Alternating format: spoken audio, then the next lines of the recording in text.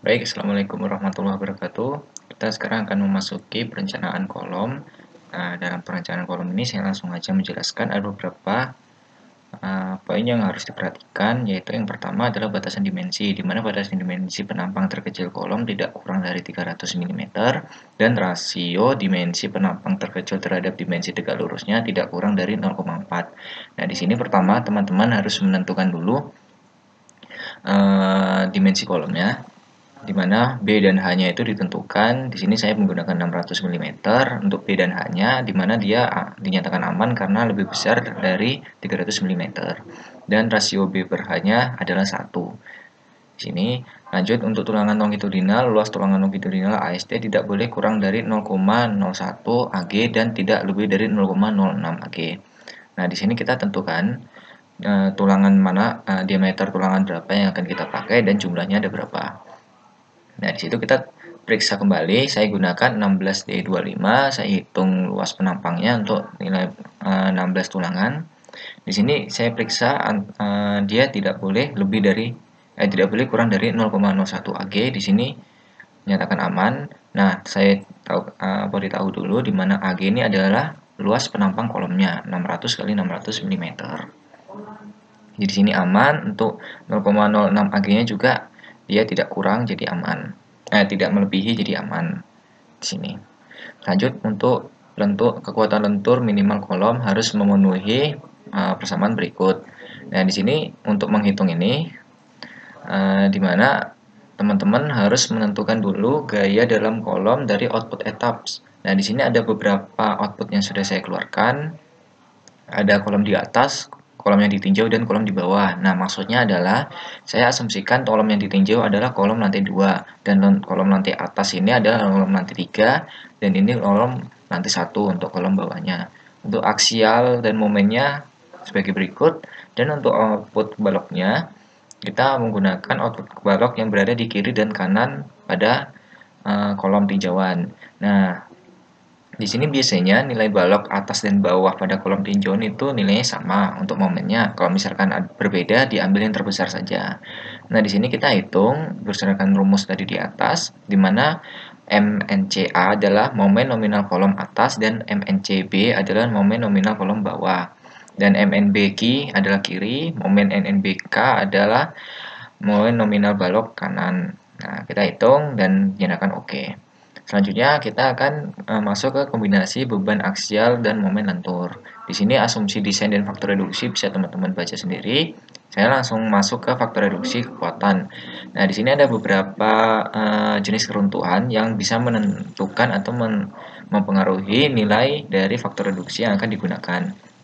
Di mana ada beberapa bagian, ada yang pertama dominan tekan, daerah transisi, dan daerah tarik. Di sini bisa membedakannya dari nilai epsilonnya. Kalau nilai epsilon T ini, nilai epsilon ini kurang dari 0,002, maka dia dikatakan dominan tekan. Jika dia berada di antara 0,002 dan 0,005, itu berada pada daerah tarik. Dan nilai faktor reduksinya bisa dihitung dengan formula berikut. Sedangkan yang tadi dominan tekan itu nilainya adalah 0,65 untuk tulangan non-spiral. Non-spiral berarti yang tidak melingkar itu tulangannya. Kita lanjut untuk daerah dominan tarik, yaitu nilai epsilonnya, itu berada di luar atau lebih besar dari 0,005 dan faktor reduksinya adalah 0,9. Nanti akan ada pemeriksaan untuk menentukan nilai faktor reduksinya. Kita lanjut untuk keruntuhan seimbang. Keruntuhan seimbang di sini bisa dilihat dari gambar ini. Kondisi keruntuhan seimbang adalah sebagai berikut untuk diagram dan penampangnya. Kita pertama hitung untuk jarak serat tekan beton terluar ke sumbu netral, nilai CB. Ini dihitung untuk menentukan batas daerah tekannya. Nah, sebelumnya teman-teman hitung dulu nilai D-nya. Terus kita masukkan ke sini, nilai FY-nya juga ditentukan dari SNI. Nilai CB dapat, kita langsung hitung tinggi blok tegangan ekivalen nilai AB dengan rumus berikut. Kita dapatkan nilai sekian. Nah, selanjutnya kita buat gambar tampak dari penampang kolom dan diagram tekan tariknya. Nah, di sini ini adalah gambar dari penampang kolomnya dengan menggunakan 16 tulangan diameter 25, dan di sini tadi adalah diagramnya. Nah, 328,5 ini didapat dari nilai CB-nya. Ini yang saya maksud adalah batas tulangan atau batas daerah tekannya. Nah, ini adalah batas tekannya. Selanjutnya kalau sudah kita tahu ini, kita langsung menghitung nilai CC pada daerah tekan. Pada daerah tekan kita menghitung nilai CC, di mana rumusnya sekian dan didapatkan sekian. Kemudian kita bisa menghitung nilai F aksen S dengan rumus begini. Ini rumusnya. Dan untuk Fs1, ini kita asumsikan sama dengan Fy, yaitu 400 MPa. Ini untuk semua kondisi. Selanjutnya untuk Fs2, kita menggunakan rumus yang sama dengan di atas ini. Dengan ini perlu diperhatikan nilai Fs2 ini kita bisa lihat di mana Fs2 ini berada pada baris kedua. Ini ya, baris kedua, dan di sini kan ada penambahan XI. Maksud XI ini adalah kita menghitung jarak baris kedua ini dari pusat tulangan baris kedua ini ke batas nilai CB-nya. Batas bawah CB-nya ini yang kita cari jaraknya ini untuk menghitung formula yang di atas ini itu adalah untuk menghitung jarak antar tulangan di baris 2 ini dan batas dari CB-nya ini di tengah-tengah ini.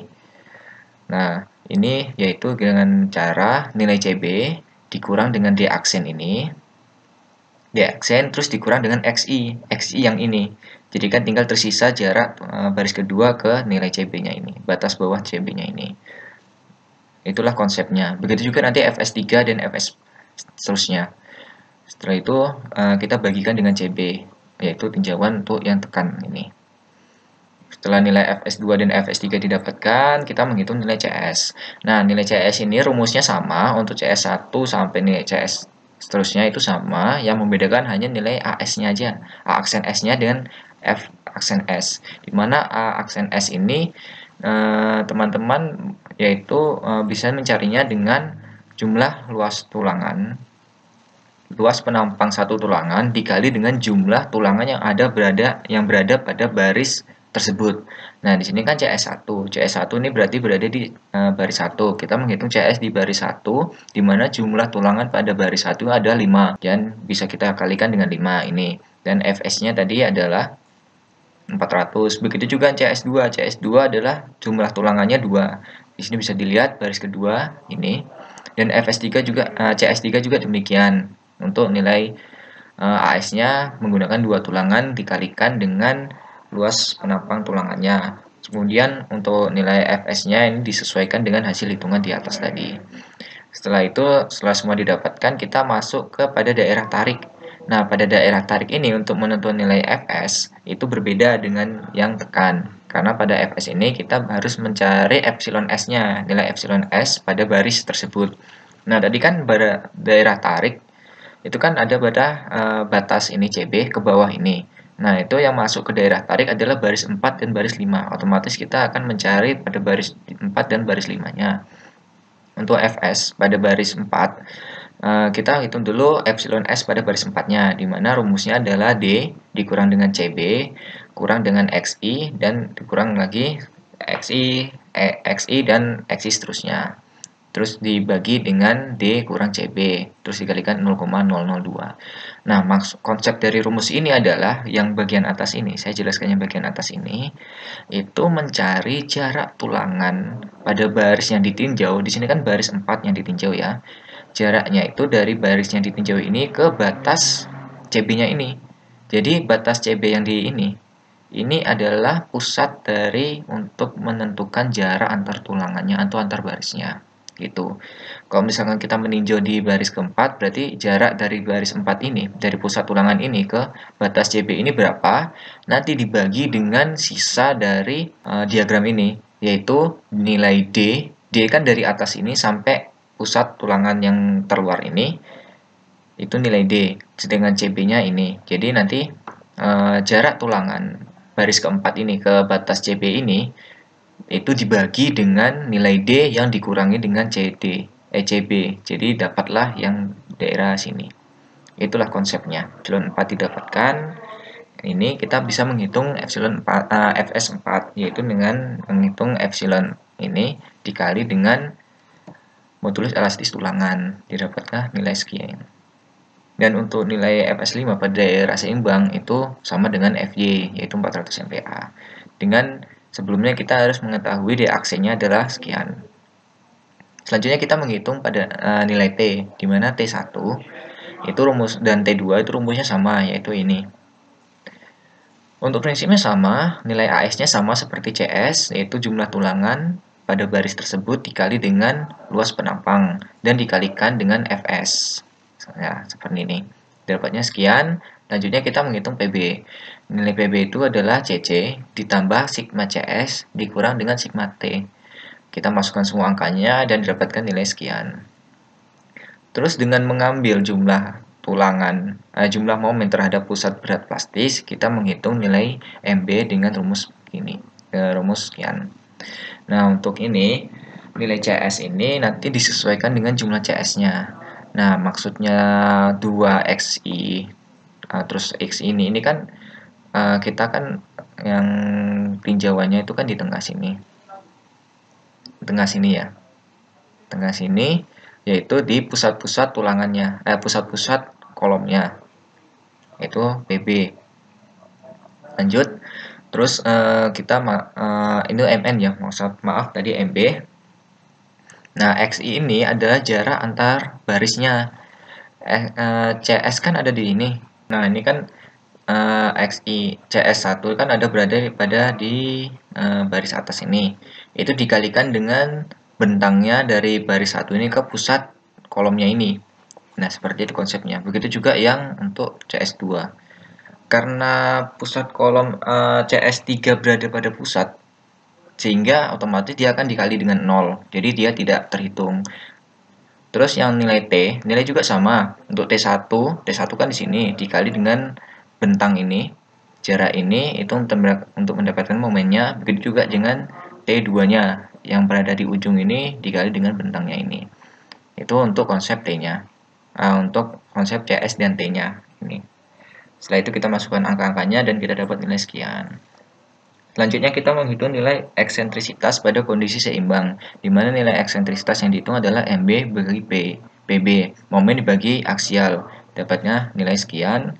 Terus dari situ, untuk kondisi seimbang ini, faktor reduksi yang dipakai adalah 0,65. Itu adalah sudah ketentuan yang sudah didapatkan sebelumnya, dan kita hitung nilai PB dan MB yang sudah terkoreksi, jadi nilainya sekian.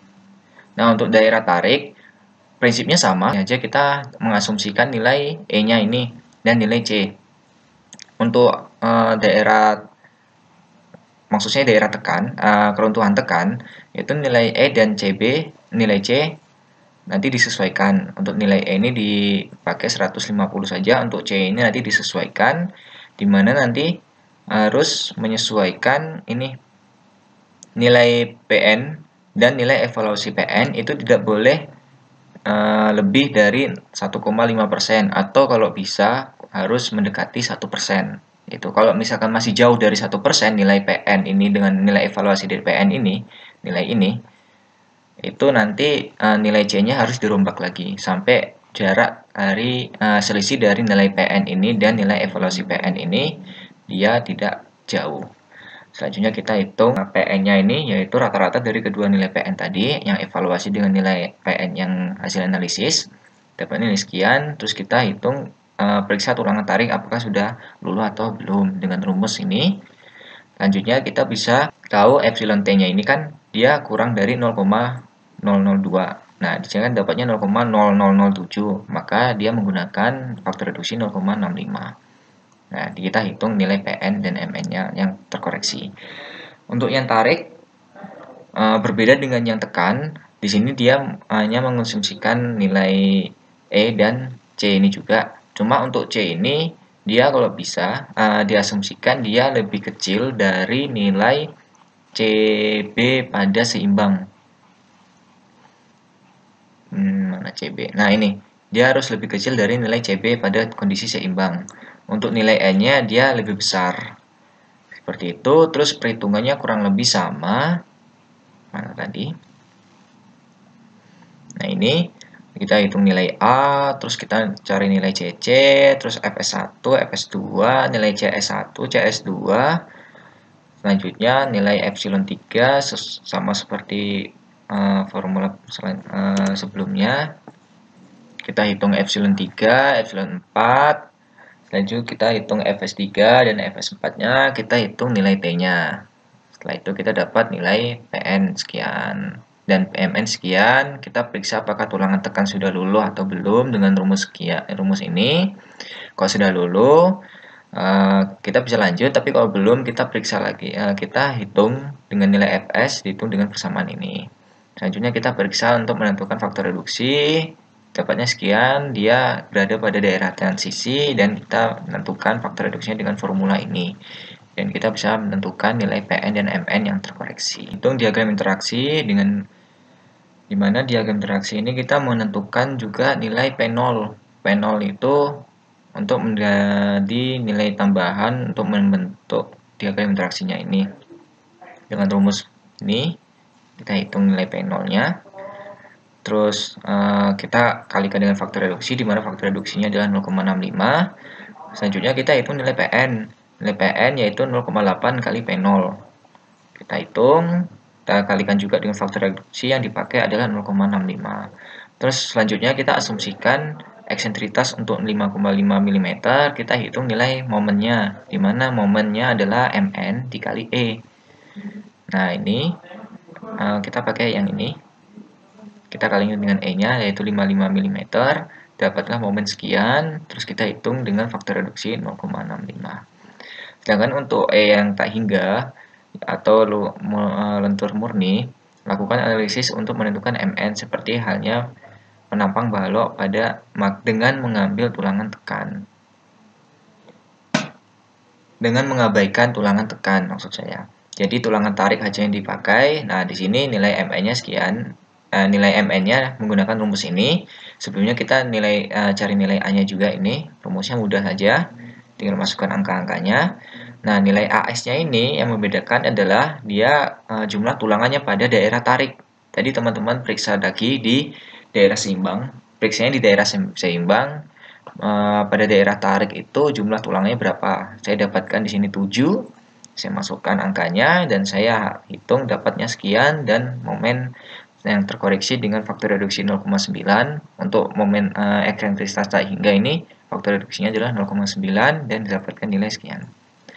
Dari semua itu kita masukkan dalam sebuah tabel hubungan eksentrisitas Pn dan Mn sebagai berikut. Terus kita bisa tentukan diagram interaksinya seperti ini dan memasukkan gaya output pada kolom tinjauan, di mana ini adalah nilai aksial dan momen pada nilai kolom tinjauan, di mana dia masih berada pada kurva diagram interaksi ini, yang artinya dia masih aman atau kolom itu sanggup menahan beban yang ada dari output etapsnya. Selanjutnya kita masuk ke tulangan transversal.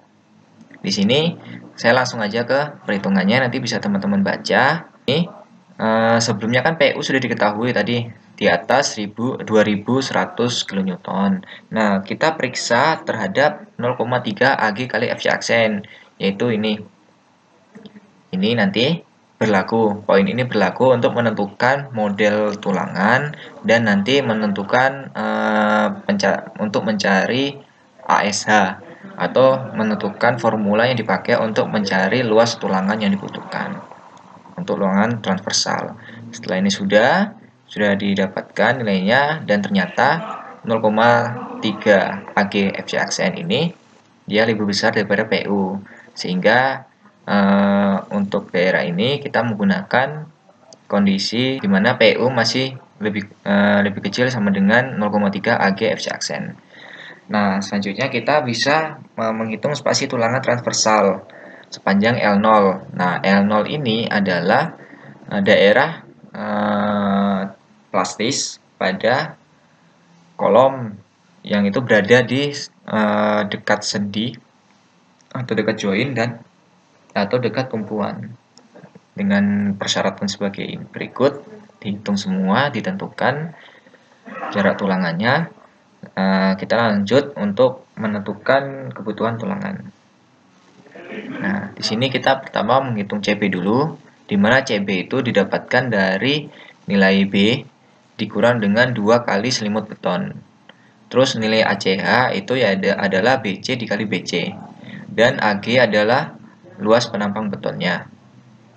Terus ASH per BC ini didapatkan dari persamaan A dan B pada kondisi ini. Nah ini, untuk kondisi ini, kita ambil yang terbesar antara persamaan A dan B untuk nilai ASH per SBC. Nah, di sini nanti kita tentukan nilai ASH-nya atau nilai tulangan, luas penampang tulangan yang dibutuhkan. Setelah kita dapat nilai ASH per SBC untuk persamaan A dan persamaan B, kita lanjut yaitu ambil yang terbesar tadi. Jadi kita ambilnya 0,625 karena 0,0563 ini lebih kecil ya. Lanjutnya kita hitung jarak tulangan transversal sepanjang L0 tidak melebihi nilai terkecil dari ini. Sehingga kita ambil nilai S-nya yaitu 120. Nah, ini saya ambil karena lebih kecil lagi daripada yang terkecil dari ketiga nilai ini. Kan yang terkecil 150. Nah, saya reduksi lagi jadi 120 agar lebih aman. Selanjutnya kita hitung nilai ASH per S dengan mengkalikan tadi hasil dari ini dikali dengan BC. Selanjutnya kita dapat menghitung ASH dengan hasil dari ini dikali dengan spasi tulangannya. Dapatnya ASH sekian dan dapat direncanakan kita menggunakan diameter 13 dengan 4 kaki. Kita kalikan dan ini dinyatakan aman karena lebih besar daripada ASH. Terus kita periksa terhadap kekuatan geser, di mana kekuatan gesernya adalah nilai VA. Kita hitung nilai VA. Selanjutnya dapat ini. Sebelumnya kita mencari dulu nilai MPRA dan MPRB, di mana nilai MPR ini untuk kolom ditentukan dengan menganggap kuat tarik pada tulangan memanjang sebesar minimum 1,25 FY dan faktor reduksi P ini sama dengan 1. Nah, jadi teman-teman menghitung lagi semua perhitungannya di atas tadi yang kondisi seimbang, tarik dan tekan. Nah, yang membedakan adalah nilai Fs-nya. Nilai Fs-nya itu diganti dengan 1,25 kali nilai Fy ini.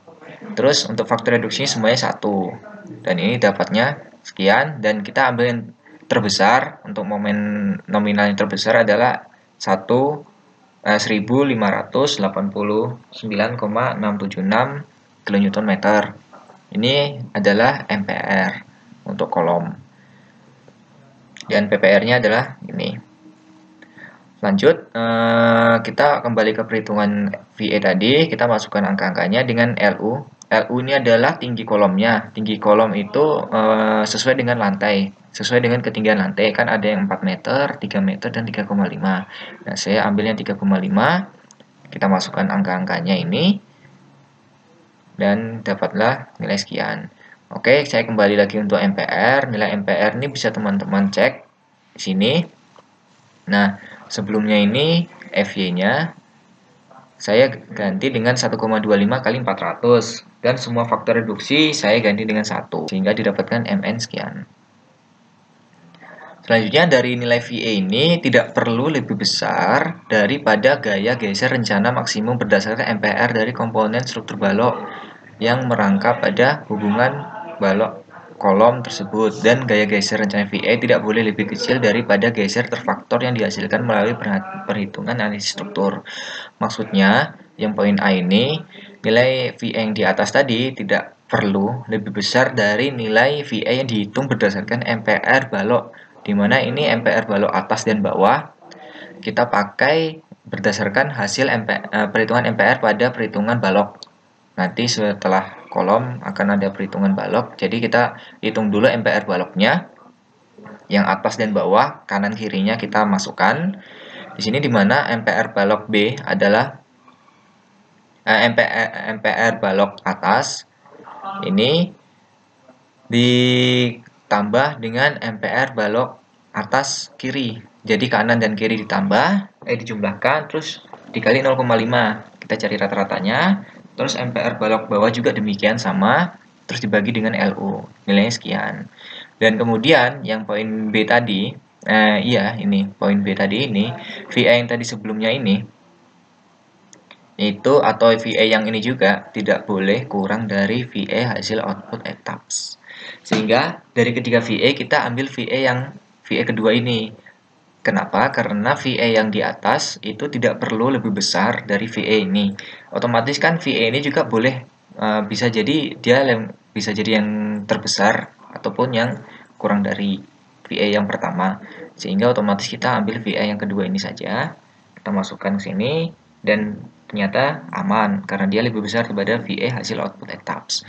Selanjutnya kita bisa menghitung VS nilai VU dengan nilai VU dibagi dengan faktor reduksi di mana VU adalah VE yang kita ambil ini.